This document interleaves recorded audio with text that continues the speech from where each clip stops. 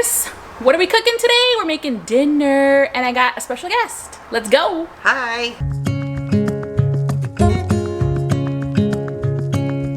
Today we're making beef enchiladas, and by we, I mean my mom. I'm gonna be recording her recipe of enchiladas. I grew up eating these and I think that they're so good. They're way different than I make them. They're way different than I've seen anybody else make them, but they're so yummy. Let's talk about what ingredients we have.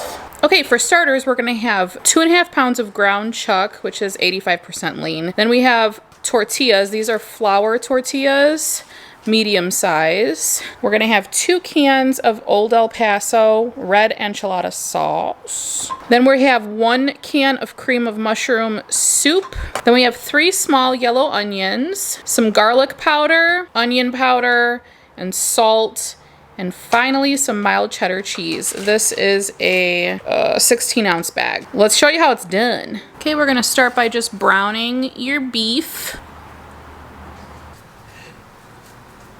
Get it all mashed up there. We're gonna get started on the sauce while the meat is browning. So open up your enchilada sauces.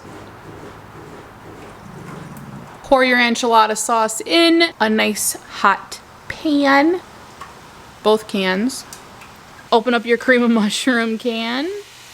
Add the cream of mushroom can straight to your sauce. That looks quite gross. Clean fingers.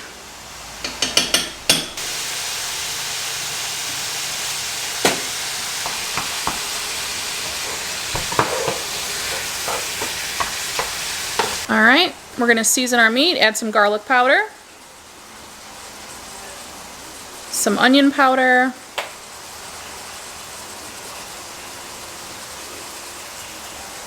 and some salt. Just stir until it's all blended together.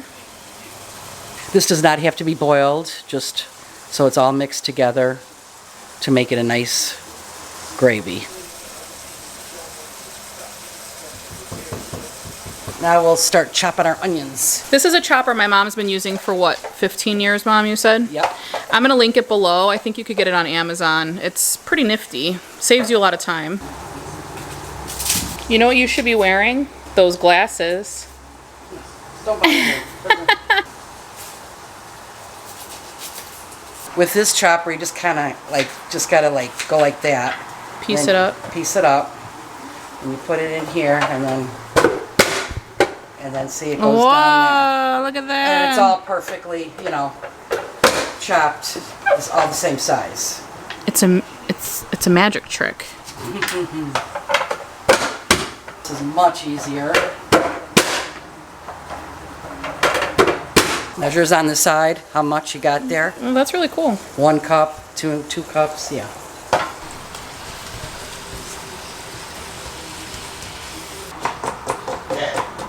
This is good so you don't have really big chunks of meat. It kind of evens the meat out. All right, we're gonna get this station ready and prepped for stuffing the enchiladas because it happens pretty quickly. You want everything laid out for you. One ingredient I forgot is toothpicks. You wanna have toothpicks to hold these guys together. Now with it, there being some chunks in there, is that okay? Yeah, it's fine because it'll melt eventually being put in the oven. Oh, okay. All right, these are 9x12 glass baking dishes. And we're gonna pour about a tablespoon in each one. Yeah. The meat is all fully browned and the sauce is coming along nicely. And now we're gonna build. Mom always stuffs her enchiladas very plentiful. She's not skimpy on the meat at all, which is why I love these. Some onion. And some cheese. Fold it. You're a pro. Just stick it in there. And then you go like this. You get a little oil on the bottom. And then like that. Yum. Let's speed it up and build these enchiladas.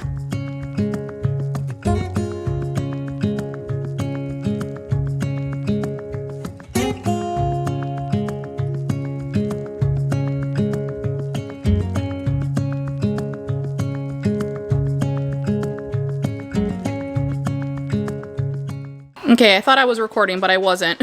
So anyways, this recipe usually yields 12 enchiladas, but we only got 10 out of it because they gypped us a tortilla.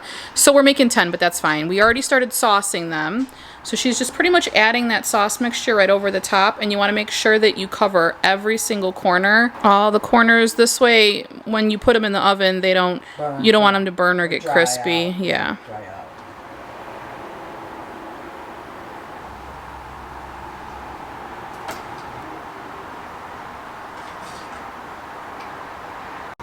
Ooh, isn't that hot? You're a savage. Then we're also leaving behind some of that rendered fat. Yeah, be careful, Ma. No grandmas were hurt during the making of this video. Now we'll put the extra onion that we got left. Now the cheese. And now some cheese. Yum, yum, yum. All right, let's put the oven on. We're gonna do bake for 275, and we're gonna put it on for about 45 minutes. Or until the top is bubbling. Or until the top is bubbling.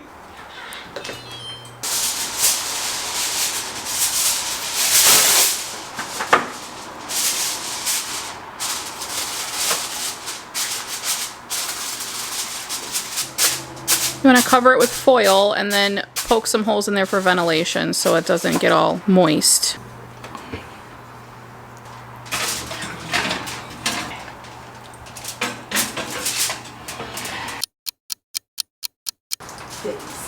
Oh, I was afraid I'm going to drop it.